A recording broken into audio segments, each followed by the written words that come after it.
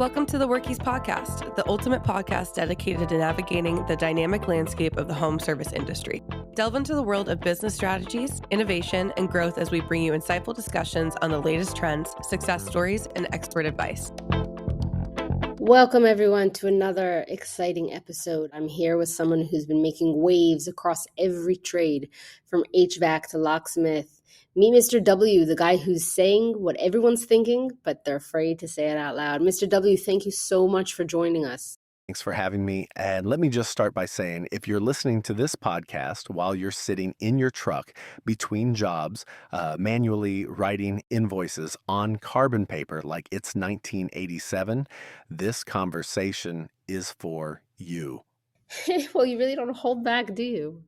Look, I've been in this game long enough to watch contractors burn through cash like they're heating their shops with $100 bills.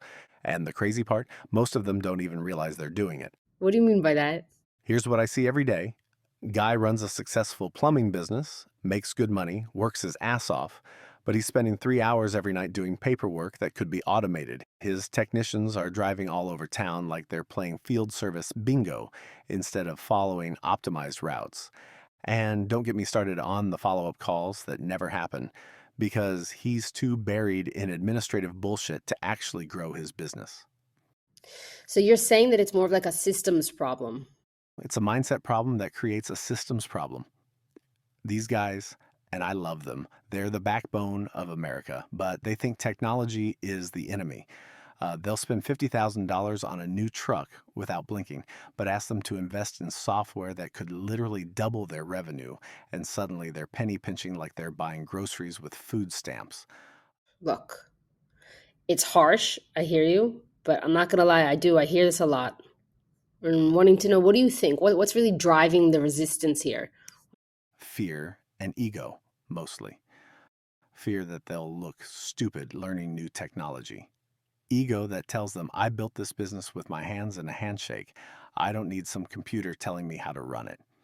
Meanwhile, their 25-year-old competitor down the street is booking twice as many jobs because he actually answers his phone, or better yet, has AI answering it for him. Speaking of AI, everyone's really talking about it, but it's a question that I think a lot of people are thinking about. If it's just really like a game changer, or if it's just hype that, people are shoving the word AI into everything nowadays. What's your view on it? This is where I'm going to piss some people off. Most contractors I talk to are using AI like they're putting a Band-Aid on a severed artery. They'll use ChatGPT to write a Facebook post and think they're Mark Zuckerberg. That's not AI transformation. That's AI tourism. So what does real AI transformation look like? Real AI transformation is when you wake up on Monday morning and your business has already scheduled your entire week based on technician availability, customer priority, and optimal routing. It's when a customer calls at 2 a.m. with a heating emergency and your AI not only books the call but has already ordered the most likely parts to your van by morning. It's when your follow-up emails, invoices, and even your marketing campaigns are running on autopilot while you're actually doing what you're good at, fixing shit and making money.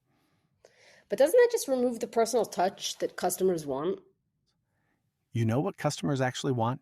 They want their toilet fixed fast, they want to know when you're coming, and they want to pay without jumping through hoops. They don't give a damn if your invoice template was generated by AI or hand-carved by monks in Tibet. What removes the personal touch is when you're too buried in paperwork to actually talk to your customers. What removes the personal touch is showing up late because you couldn't optimize your routes. What removes the personal touch is never following up because you're drowning in administrative chaos. Mm-hmm. You mentioned earlier that some companies are doubling revenue. Can you give us some specifics? I know a guy, HVAC contractor in Phoenix, was doing about $800,000 a year. Good business, solid reputation, but he was working 70-hour weeks and his wife was ready to divorce him because he spent every evening doing quotes and scheduling.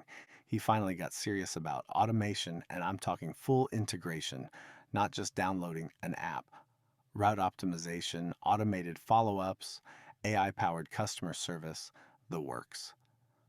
Within 18 months, he's at $1.4 million annually working 45-hour weeks, and his customer satisfaction scores went up because his operations got tighter. Look, that's impressive, but what about the learning curve? I feel like that can sometimes be really challenging. Here's what nobody talks about. The learning curve for not adopting this stuff is way steeper. Every day you don't automate your scheduling is another day your competitors are booking the jobs you're missing. Every week you manually handle follow-ups is another week of referrals walking out the door. You think learning new software is hard. Try learning how to compete when your business model is from the Stone Age and everyone else is in the digital era. And what do you say to the contractors who worry about the cost? This kills me.